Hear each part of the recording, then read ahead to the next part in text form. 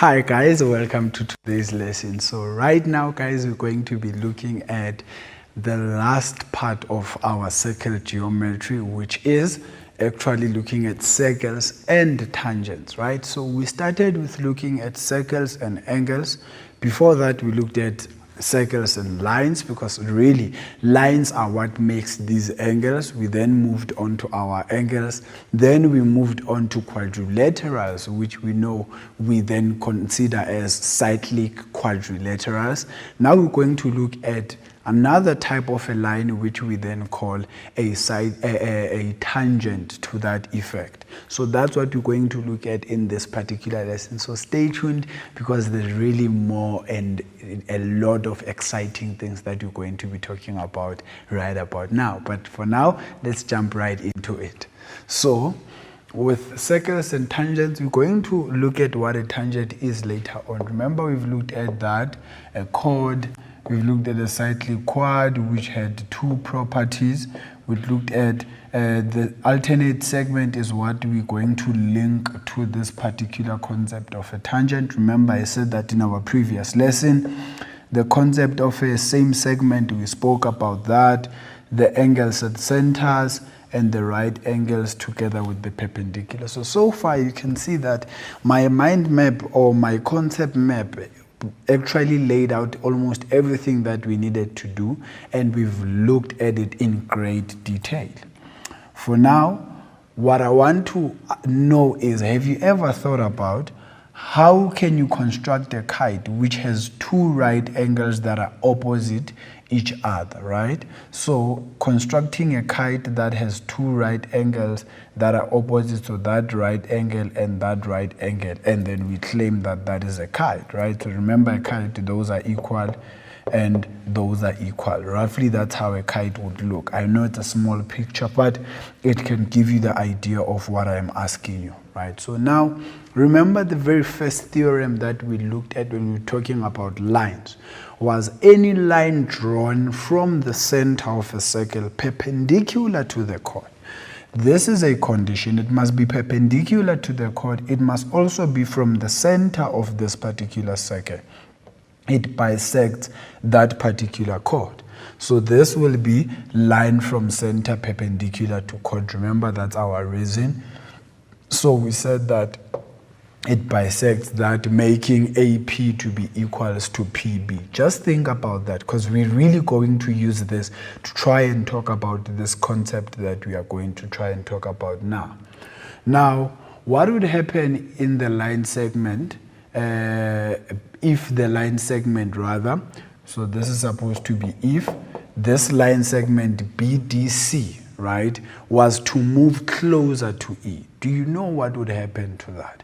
Think about it. If I move this point at this line segment closer to this point in that direction, what would happen to this thing, right? And when you're moving it, you're not necessarily then making it skew or anything. No, you're moving it as is, as straight as it is, with the 90-degree angle that we have there. Also, what would happen if D and E are the only points on the line and on the circle, right? D and E. So meaning, if these 2 points are the only points that are on the line and they are also on the particular circle that we have, what would really happen if that was the case? So that is our leading question in this particular exercise that we're going to do right now. Our keywords, as I said, is a tangent. That's the new word that we are introducing right about now.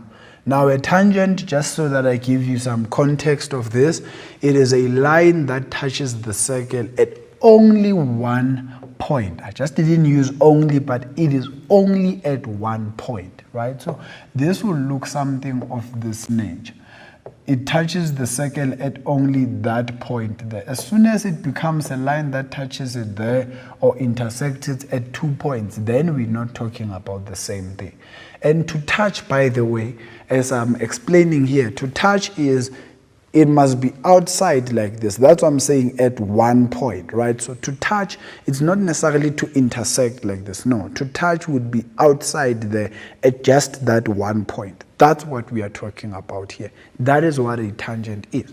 And this point where they are touching each other, or the point of contact, we call it the tangency point, which we will then look at a later stage, because that's one of the big things that we're going to try and talk about as well. So where they are touching each other, this is called the tangency point, which I will just say is TP for now.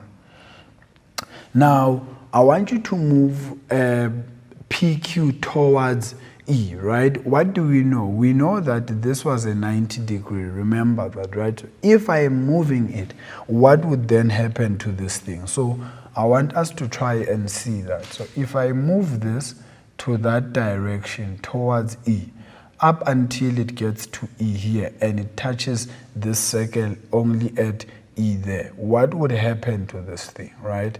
So remember, I said it was 90. It means it would still be 90 even then. So that's what we are trying to investigate here. I hope you can see my diagram clearly as I am trying to show you this investigation.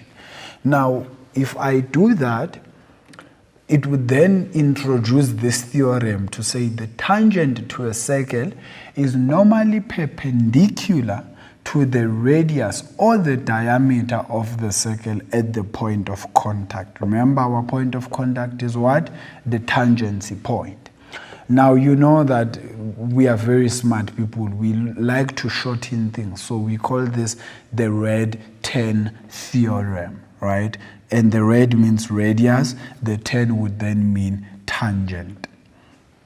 So the other theorem that we have here is when I have two tangents drawn to a circle from the same point from outside the circle, they are equal in length, right? So the big idea here is, firstly, there is a tangent point there, right? So let me call this B, let me call this D, right? So what does this mean?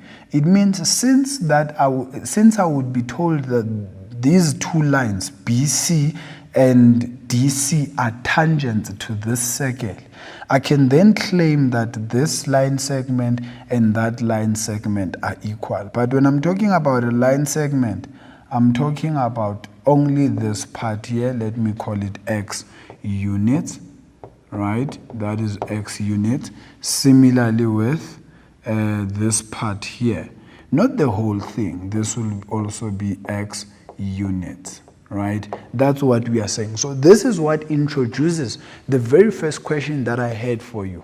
How would I then draw a kite such that it is having two right angles that are opposite one another? So that's the big idea. That's the question I asked you. So you can see, so far with the theorems that we are talking about, we can roughly kind of say that I can do it this way. But let's look at it in great detail. So if I was to then draw, let me use maybe this colorful color here. If I was to have my line there, this would be the radius of the circle. If I have my other line there, it would also be the radius of the circle. What do I know? These two are equal to each other. Let me do it like this. And since they're equal to each other, we also know that DC and BC are also equal. Why? Because they are tangents to the same external point, right? What would then that mean? That would therefore mean that I also know that there's a 90-degree angle there. Why? Because the tangent is normally perpendicular to the radius. Also, there is a 90-degree angle there. So you can see a kite, one of the properties of a kite is adjacent sides are equal to each other. So you can see I have my radii that are equal, I have my tangents that are also equal. Therefore, there's a 90-degree angle on both sides that are opposite. Why? Because of the fact that the radius and the tangent are perpendicular to one another. So that makes this then a kite with two angles that are opposite to each other and also equal to 90 degrees. So That's how you would then construct this particular thing. But here, I didn't really construct much. I just drew, right? But to construct, you'll be using your compass, your straight edge, which is a ruler, and your pencil, and you'll be trying to see exactly how you would then do this using the theorems that I just explained now. The reason for this, we normally say it's a tangent from the same point, right? You can say from the same external point, but it's really not necessary to say same external point. You can just say tangents from the same point. Why? Because a tangent is always outside the circle and not inside the circle, right? So what I want you to look at is consider the diagram alongside, right? So I have a diagram there. AP and PB are tangents to the circle at A and B respectively. So this is a tangent at that point, and this is a tangent at that point.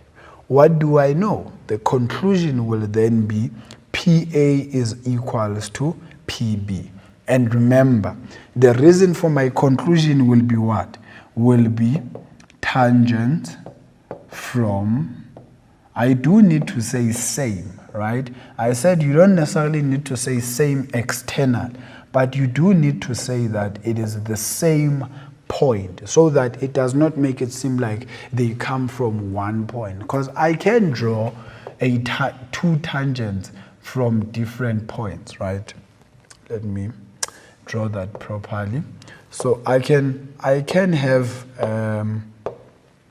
a tangent to that circle passing there, right? And this might be from point D there, and I can have another tangent that is passing through that circle there, and this can be from point E. There is no relationship between these two tangents, except for the fact that we know that they are just tangents to this particular circle that we have. And also, since they are tangents, we can then introduce the first theorem that we looked at, where we say there is a 90-degree angle between the radius and those two tangents that we have. So even here, if I wanted to introduce that, I would have my diameter there. I would also have my diameter here. I know that this will be a 90 degrees and that will be a 90 degrees. It looks a bit messy right now, but I'm sure you can see the big idea of what I'm talking about here. That if I have two tangents and I draw them from the same external point, those two tangents will be equal to each other. But remember, you need to know there's different lines, just that some I did not include here. Some, like the concept of a secant. There's a line we call a secant. It's when line crosses through the circle and intersects it at 2 points. But we're not really looking at that at this particular stage in our mathematics career. Instead, we only look at a line that touches the circle. Remember, to touch and to intersect are two different things, guys. I need you to please note that. They are in contact with one another outside, right? And as they're in contact outside, being in contact of a curve and a line, it will only be at one point, which we then claimed would be the tangency point that we are talking about. So that's what you need to please note about this.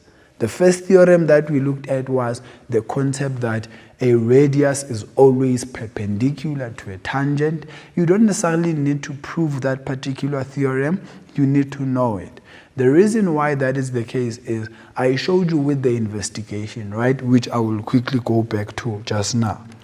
Right, so with the investigation, remember that if I move this point around, or this line segment around like this, right? Let me just make it to be on the circumference of the circle. If I move this, there's a 90-degree angle between EA and PQ. They are perpendicular to each other. If I move this as is, I'm not trying to make it maybe skew or anything like that. you can then see that it will move with its own 90-degree angle. So let me maybe show you here. It will move with its own 90-degree angle, which I haven't really shown on the side here for you to actually see what I'm talking about, right? Nope. So it will move in such a way that, let me do this and say maybe the intersection there, and then from there we can try and measure that angle between there. You can then see that there will be a 90-degree angle in between those particular lines, and that will then make the 90-degree relationship that we are talking about. Then lastly, we then said that if I draw two tangents from the same external point to one circle, those tangents will then have a relationship of being equal to each other. And those are the two theorems. We still have one more theorem that we need to look at, which we are going to prove in great detail because it's quite a big theorem from now going forward with your maths career. But for now, let's just go to a quick ad break and I'll be back with some more.